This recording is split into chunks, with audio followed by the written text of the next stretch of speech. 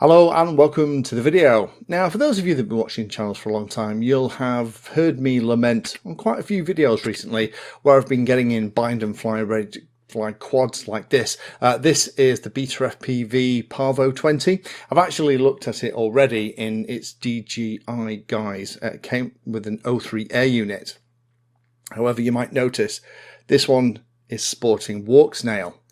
Now, I have suspected for a long time that DJI was telling manufacturers like BetaFPV and others that in order for them to remain a DJI partner and to continue to be supplied with DJI products, if they manufactured a HDFPV bind and fly or ready to fly quad, it could only be sold with the O3 air unit in it.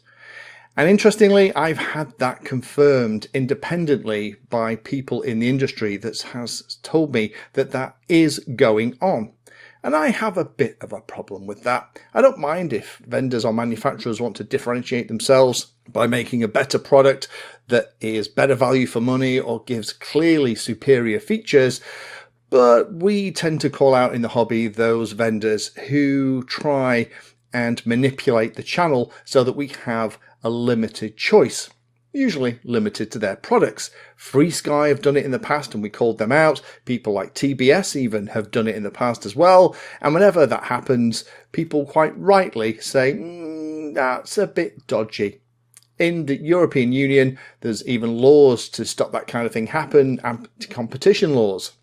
But I'm very pleased to say that when I was up at Drone Authority, Ben showed me that not only this, but also the Parvo 25 and the Parvo 35 are being supplied with Walksnail units.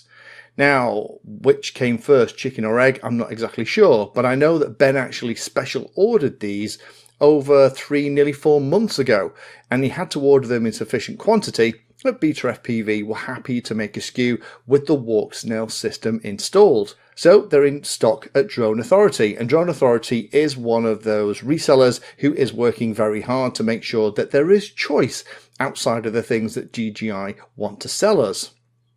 However, interestingly, some of these are being also listed direct from the manufacturer with the Walksnail system.